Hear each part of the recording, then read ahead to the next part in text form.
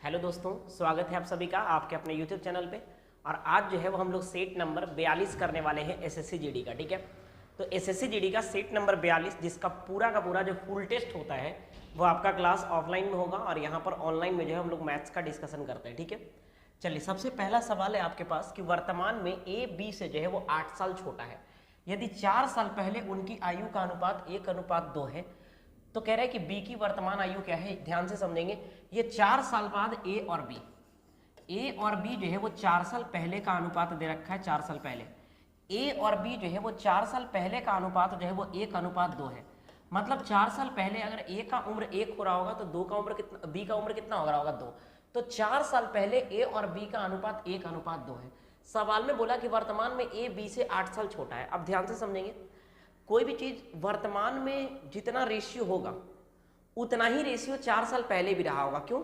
क्योंकि अगर मान लीजिए कि ये 4 साल पहले का जो उम्र है वो उसका अनुपात है 1:2, तो वर्तमान का जो उम्र होगा ना वो भी उसका जो उम्र अलग अलग होगा, लेकिन अनुपात जो होगा वर्तमान में वो भी कितना होगा 1:2। क्यों? क्योंकि अगर ए बढ़ रहा है तो बी भी तो बढ़ रहा है।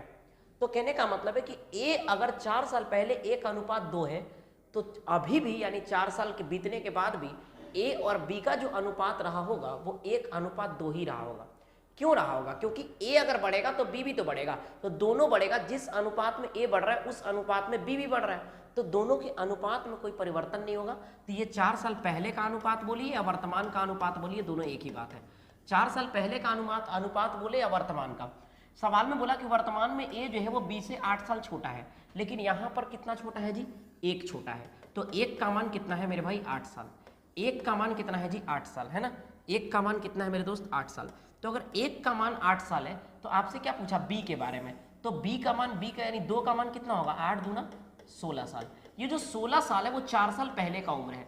16 साल जो है वो बी का 4 साल पहले का उम्र है, क्योंकि वास्तव में जो अनुपात दिया था वो 4 साल पहले का था। तो बी का 4 साल पहले अगर 16 साल हो रहा होगा तो बी का अभी जो है वो 16 4 20 साल हो रहा होगा।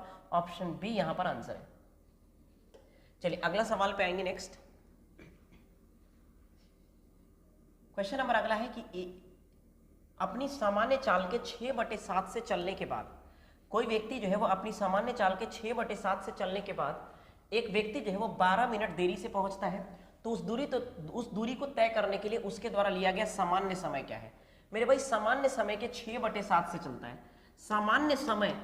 सामान्य जो है अगर 7 के स्पीड था तो अब जो है वो कितना के स्पीड से चल रहा है जी? 6 के स्पीड से। ये आपका हो गया स्पीड का अनुपात 7:6। यानी क्या है कि अगर सामान्य चाल उसका 7 रहा होगा तो अभी का जो चाल है वो 6 रहा होगा, क्योंकि सवाल में बोला है कि अपने सामान्य चाल के 6/7 से चलता है। तो अभी चाल कितना है? 6। सामान्य कितना है? 7। चाल है, चाल का अनुपात है 7:6। तो मेरे भाई टाइम यानी समय का अनुपात कितना होगा? समय जो होता है वो उल्टा हो जाता है। अगर सामान्य समय 6 लग रहा था तो अब जो समय लगेगा वो 7 लगेगा, यानी 1 ज्यादा लगा। समय कितना ज्यादा लगा जी? 1। लेकिन सवाल के अनुसार समय कितना ज्यादा लगा? 12 मिनट। यानी 1 का मान 12 मिनट है, तो आपसे पूछा सामान्य समय। सामान्य समय का मतलब 6 का मान निकालना है, तो 72 मिनट। 72 मिनट का मतलब होता है 1 घंटे 12 मिनट, है ना। 1 घंटे कितना हो जाएगा? 12 मिनट। ऑप्शन बी यहाँ पे। चलिए अगला क्वेश्चन है, एक रासायनिक प्रयोगशाला में 2 प्रकार के यहाँ पर अम्ल है। किस्म ए की कीमत 80 रुपये प्रति लीटर है, जबकि किस्म बी की कीमत 100 रुपया प्रति लीटर है। एक वैज्ञानिक को ए और बी दोनों किस्मों के किस अनुपात में मिलाना चाहिए ताकि मिश्रण का मूल्य जो है वो 92 रुपये प्रति लीटर हो जाए। यहाँ पर कह रहे हैं कि 2 अनुपात, जब 2 चीज को मिला करके एक सिंगल चीज बनाया जाए, जैसे मान लो ए मिक्सचर है, दूसरा मिश्रण बी है, दोनों मिलाकर के एक तीसरा मिश्रण बनाया जा रहा है, तो ऐसे केस में आपको वहां पे एलिगेशन लगाना होता है। 2 तरह के मिश्रण है, एक है ए और एक क्या है जी बी। ए जो है वो कैसे रुपए किलो खरीदा जी? 80 रुपये प्रति लीटर है। 80 रुपये यहाँ पे प्रति लीटर है। बी का कीमत 100 रुपये प्रति लीटर है। दोनों मिलाने के बाद 92 रुपये प्रति लीटर हो गया। अंतर कितना का हो जाएगा जी? यहाँ पर 12 का। तो ये हो जाएगा 4 दूना 8 4 ते 12, यानी अनुपात कितना होगा? 2:3। ऑप्शन सी यहाँ पे आंसर है। चलिए अगले सवाल पे आएंगे। नेक्स्ट अगला क्वेश्चन है 24 नंबर। 10 वस्तुओं का औसत मूल्य जो है वो 89 है, यानी 10 वस्तुओं का औसत मूल्य 89। यदि एक वस्तु का मूल्य 35 रुपया है तो शेष 9 वस्तुओं का मूल्य कितना होगा? आपको ये बोला कि 10 वस्तुओं का औसत मूल्य कितना है? 89। तो 10 वस्तु का औसत मूल्य कितना है जी 89, और एक वस्तु जो है उसका मूल्य कितना है 35 रुपया। एक वस्तु का मूल्य कितना है 35, ठीक है।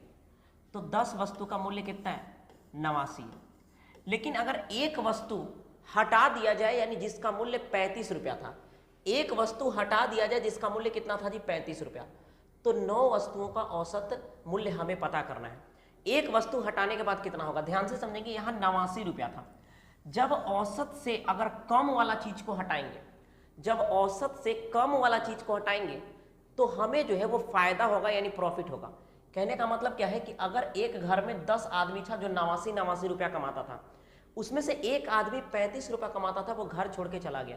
अगर एक आदमी 35 रुपया कमाता था और वो घर छोड़ के चला गया, तो घर वाले को फायदा हो जाएगा, क्योंकि वो 35 कमाता था और 89 गिनवा रहा था, तो घर वाले को फायदा हो जाएगा। कहने का मतलब है कि औसत जो है वो अब बढ़ जाएगा।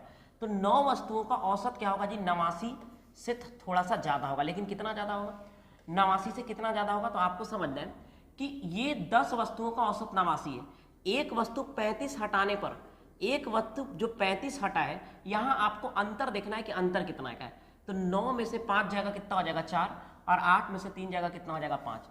54 का अंतर है, और 54 का अंतर कितने लोग बांटेंगे, बचे हुए लोग, यानी 9 लोग। तो 9 छक 54, 89 में आपको 6 जोड़ना है। जोड़ना क्यों है, क्योंकि जब औसत से कम वाला आदमी घर से जाएगा तो आपको बढ़ोतरी होगा, यानी फायदा होगा। तो 89 में 6 जोड़ेंगे कितना हो जाएगा 95। ऑप्शन डी यहाँ पर आंसर होगा। चलिए अगले सवाल पे आएंगे। क्वेश्चन नंबर 25 कह रहे एक कपड़े की दुकान पर 30% की छूट की घोषणा की और रिवान को छूट में 810 रुपया बचाना चाहता है। ऐसे करने के लिए उसे कितनी शर्ट खरीदनी चाहिए ताकि प्रत्येक शर्ट का अंकित मूल्य जो है वो 540 रुपये है। एक शर्ट का जो अंकित मूल्य है वो 540 रुपये है। रिवान जो है वो उसको जो है वो डिस्काउंट मिलता है। कितना डिस्काउंट मिलता है मेरे भाई, 30% का डिस्काउंट मिलता है जी। तो 540 का जी अगर 30% निकालोगे, 30%, तो ये कितना आएगा, डबल जीरो से ये कट जाएगा, 54 तिया कितना हो जाएगा 162, कितना हो जाएगा 162। यानी अगर एक शर्ट खरीदता है तो 162 रुपया का उसको डिस्काउंट मिलेगा। लेकिन वो चाहता है कि हम 810 रुपया बचा लें, तो कितने शर्ट खरीदने पड़ेंगे, तो ये हो जाएगा यहाँ पर 5 शर्ट खरीदना पड़ेगा, और ये हो जाएगा आंसर डी यहाँ पे ऑप्शन, ठीक है ना। चलिए अगले सवाल पे आएंगे। नेक्स्ट क्वेश्चन है आपके पास, कह रहा है कि एक पिज्जा के लिए चीज और सॉस का अनुपात 1 कप और 1/2 कप है। एक पिज्जा है जी, ये पिज्जा, ये मान लो एक पिज्जा है ना, और ये जो पिज्जा है, इस पिज्जे में, ये मान लो भाई एक पिज्जा है, इस पिज्जे में 2 चीज है, एक सॉस है जी, और एक क्या है यहाँ पे पनीर है। एक सॉस है और एक क्या है चीज, चीज मतलब पनीर है ना, और एक क्या है जी सॉस है, सॉस है जी। उस पिज्जे को बनाने के लिए जो है वो 1 कप पनीर लगाया। 1 कप के क्या लग रहा है पनीर, 1 कप लग रहा है पनीर, जबकि आधा कप लग रहा है क्या यहाँ पर सॉस। आधा कप क्या लग रहा है जी सॉस, आधा कप सॉस लगा और 1 कप पनीर लगा। सवाल ये बोला यदि रमा ने एक निश्चित संख्या में पिज्जा बनाने के लिए 15 कप सॉस का इस्तेमाल किया। रमा जो है वो सॉस कितना इस्तेमाल करता है, 15 कप जी। तो 15 कप सॉस इस्तेमाल किया, लेकिन हम सॉस कितना इस्तेमाल कर रहे हैं 1/2। तो मेरे भाई 1/2 का ही मान 15 है। 1/2 का मान 15 है जी। 1/2 का मान कितना है मेरे भाई 15। 1/2 का मान 15 है। आपसे क्या पूछा, आपसे पूछा तो उसने उस पिज्जा पर कितने कम नहीं कप, कितने कप जो है वो चीज का इस्तेमाल किया। अगर सॉस 15 कप इस्तेमाल किया है तो चीज कितना कप इस्तेमाल किया, चीज जो किया है वो 1 किया है। तो आधा का मान 15 है तो 1 का मान 30 होगा। आधा का मान 15 है जी, तो 1 का मान कितना होगा 30, यानी 30 कप जो है वहां पर चीज यूज किया होगा। अगला क्वेश्चन में आएंगे। नेक्स्ट 27 नंबर सवाल, कह रहे 100 रुपए की राशि को 2 साल के लिए 10% वार्षिक चक्रवृद्धि ब्याज पर निवेश किया जाता है, तो 2 साल के बाद कितना ब्याज मिलेगा। आपको एक चीज याद रखना है, चक्रवृद्धि ब्याज, चक्रवृद्धि ब्याज अगर 10% का अगर रेट दे रखा है, रेट कितना है जी 10%। रेट अगर मेरे भाई 10% है, रेट अगर 10% है जी, तो 1 साल का जो कंपाउंड इंटरेस्ट होगा, 1 साल का जो कंपाउंड इंटरेस्ट होगा, 1 साल का जो चक्रवृद्धि ब्याज होगा वो 10% ही रहेगा, क्योंकि 1 साल का साधारण ब्याज, चक्रवृद्धि ब्याज दोनों बराबर होता है। 2 साल का जो चक्रवृद्धि ब्याज होगा वो 21% होता है। 3 साल का चक्रवृद्धि ब्याज जो होता है जी वो 33.1% होता है, 33.1% है। और 4 साल का जो चक्रवृद्धि ब्याज होता है वो 46.41% होता है, 46.41%। ये आपको याद रख लेना है डायरेक्ट कि रेट अगर 10% होगा तो 1 साल का चक्रवृद्धि ब्याज 10% होगा, 2 साल का चक्रवृद्धि ब्याज कितना होगा जी? 21% होगा। 3 साल का चक्रवृद्धि ब्याज 33.1% होगा और 4 साल का चक्रवृद्धि ब्याज 46.41% होगा। आपसे सवाल ये बोला कि 2 साल के बाद चक्रवृद्धि ब्याज निकालना है। 2 साल के बाद कितना होगा जी? 21%। 21% कितना का जी? तो बोलिएगा प्रिंसिपल यानी मूलधन का मूलधन है कितना? 100 रुपया। 100 रुपया का 21% निकालोगे तो 21 ही आएगा। ऑप्शन बी यहाँ पे आंसर है। चलिए आगे बढ़ते हैं। अगला क्वेश्चन है आपके पास कि 5 घंटियां सुबह 9 बजे जो है वो यहाँ पर एक साथ बजना शुरू होती हैं। ये 12 सेकंड, 18 सेकंड, 24 सेकंड और 36 सेकंड और 45 सेकंड के बाद बजती है। तो घंटियां फिर से कितने समय बाद बजेगी? ऐसे सवालों में आपको क्या करना है? एलसीएम। एलसीएम ये बताएगा कि वो कितने समय बाद बचेगी। तो ये सभी संख्या का 12 का, 18 का, 24 का और 36 का और 45 का आपको एलसीएम लेना है। एलसीएम लेने के लिए आपको 45 को तोड़ लो भाई। 45 का मतलब होता है 9 × 5 = 45। जो इसमें आ गया है उसको नहीं लिखेंगे, जो छूट रहा होगा उसको लिखेंगे। 36 का मतलब है 9 × 4 = 36। 9 यहाँ पहले से 4 की कमी है तो 4 लिखेंगे। 24 का मतलब होता है 6 × 4 = 24 या फिर कह सकते हैं 8 × 3 = 24। तो 3 तो यहाँ है ही, 4 दूना 8 होता है तो 4 है लेकिन 2 की कमी है तो 2 लिखेंगे। 4 दूना 8 × 3 = 24। 18 यहाँ ऑलरेडी पहले से 9 दूना 18। 12 भी पहले से 4 × 3 = 12 है ना। तो 9 × 5 = 45 दूना 90 × 4 = 360 यानी 360 सेकेंड बाद मेरे भाई 360 सेकेंड बाद ये घंटी दोबारा से बजेगा। 360 सेकेंड का मतलब होता है जी 6 मिनट, यानी पहले 9 बजे बजा था तो इस बार जो है वो 9:06 में। ऑप्शन डी यहाँ पे आंसर है। चलिए आगे आएंगे अगले सवाल पर। क्वेश्चन कह रहा है कि 10 मीटर, 15, 10 मीटर, 10 मीटर और 5 मीटर की विमाओं वाले कमरे में रखे जा सकने वाले सबसे लंबे खंबे की ऊंचाई क्या है? सबसे लंबे यानी मान लीजिए ये कमरा है, सबसे लंबा जो आप रखोगे, सबसे लंबा जो इस कमरे में जो रॉड रखोगे भाई, ये जो रॉड होगा वो डायगोनल होगा यानी ऊपर से नीचे विकर्ण। ऐसे ऊपर से नीचे आपको विकर्णता इस तरह से रखना है, यानी आपको घनाभ का विकर्ण निकालना है। घनाभ का विकर्ण बराबर क्या होता है जी? घनाभ का विकर्ण, घनाभ का विकर्ण बराबर होता है मेरे भाई √L² + B² + H² है ना। लंबाई, ऊंचाई और चौड़ाई का स्क्वायर प्लस है ना। तो 10 का स्क्वायर 100, 10 का स्क्वायर 100 और 5 का स्क्वायर 25 यानी कितना हो जाएगा? 225। 225 का वर्गमूल निकालोगे कितना हो जाएगा? 15 मीटर का, और ये हो जाएगा ऑप्शन ए आपके पास। चलिए अगले सवाल पे आएंगे। 30 नंबर कह रहा है ए अपने वेतन का 45% भोजन पर खर्चा करता है जी। ए अपने वेतन का 45% भोजन पे खर्चा करता है और अपने वेतन का 5% वृद्धाश्रम में दान कर देता है। यदि वह भोजन और वृद्धाश्रम पर इतना रुपए खर्च करता है तो ए का वेतन कितना है जी? बहुत आसान है। 45% जो है वो खाना पर खर्च किया, 5% दान दिया, तो टोटल खर्च कितना किया जी? 50%। 45 और 5 कितना? 50%। इसी 50% का मान दिया है 28,500। 28,500 50% का मान है तो 100% का मान 57,000 होगा। ऑप्शन सी यहाँ पे आंसर है, क्योंकि आपसे पूछा है ए का वेतन, वेतन का मतलब है 100%, आधा है 28,500 तो पूरा हो जाएगा 57,000। चलिए अगले सवाल पे आएंगे। नेक्स्ट अगला क्वेश्चन है कि एक शहर में भालुओं की संख्या 3% की दर से बढ़ रही है। यदि शहर में भालुओं की वर्तमान संख्या इतनी है तो 2 वर्ष पहले भालुओं की संख्या कितनी थी?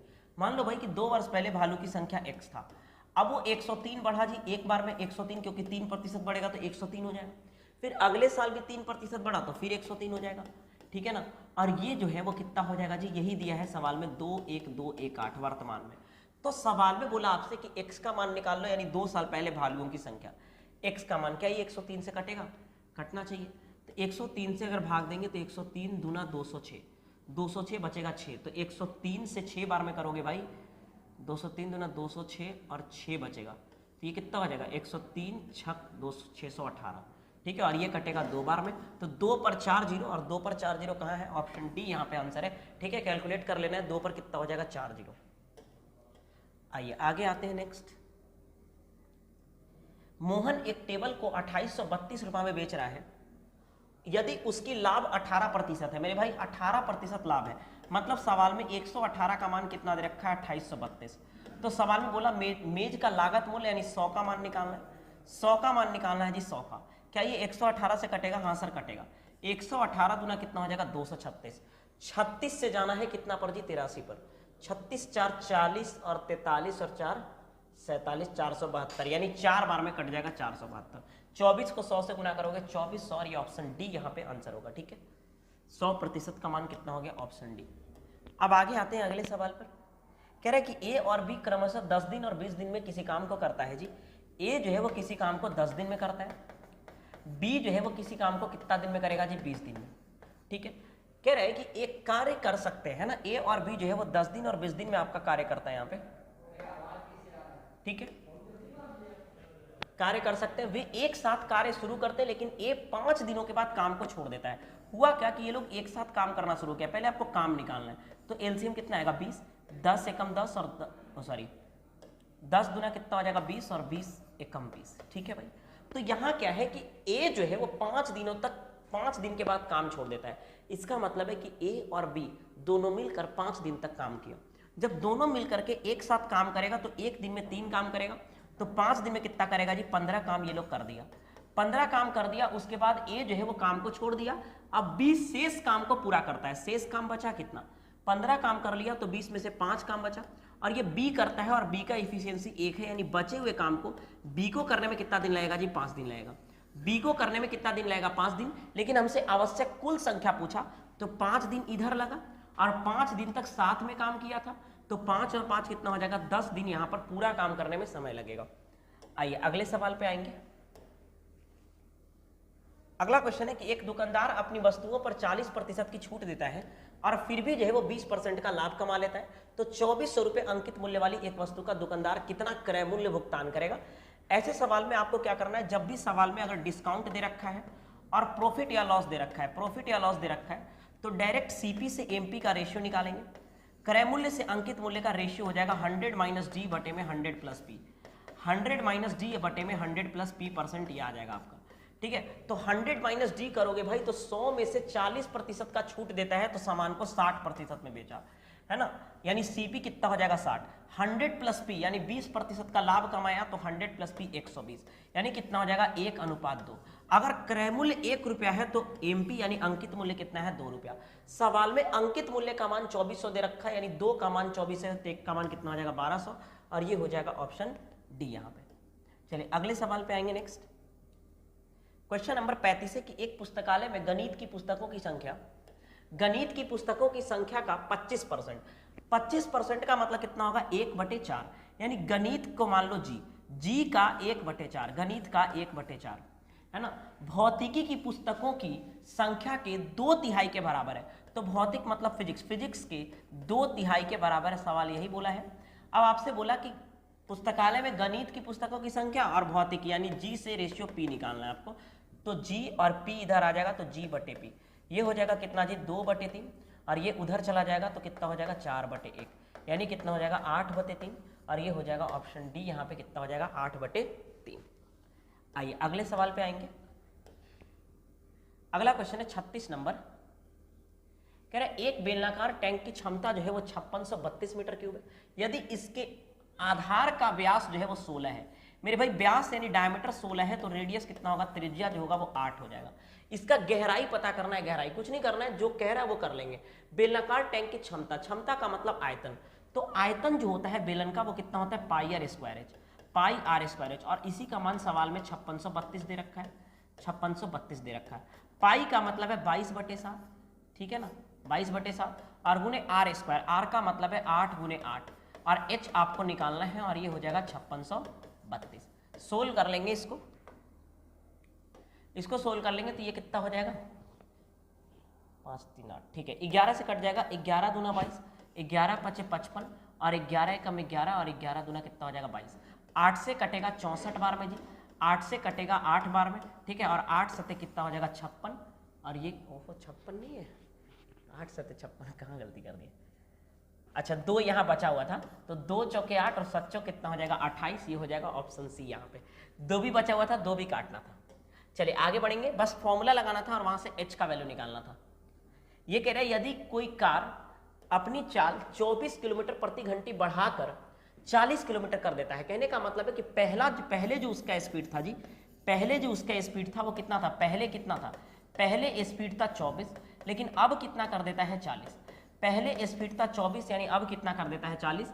8 से काट लेंगे, 8 3 के 24, 8 5 40, 8 5 कितना हो जाएगा 40। तो कहने का मतलब है स्पीड पहले अगर 3 था तो अब स्पीड 5 कर लिया। तो मेरे भाई स्पीड का अनुपात अगर 3:5 है तो समय का अनुपात कितना होगा, समय का जो अनुपात होता है वो स्पीड का उल्टा हो जाएगा। तो ये कितना हो जाएगा 5:3, यानी पहले अगर 5 समय लगता था तो अब 3 समय लेगा। लेकिन ये कह रहा है अपने गंतव्य स्थान पर 1 घंटे पहले पहुंच गया।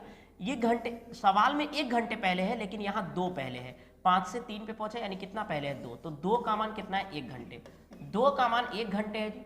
तो सवाल में बोला कि पूरी दूरी ज्ञात करें, तो 2 का मान अगर 1 घंटे है तो आपसे पहले 5 का मान पता कर लो या फिर 3 का मान पता कर लो, किसी को भी मान निकाल सकते हैं।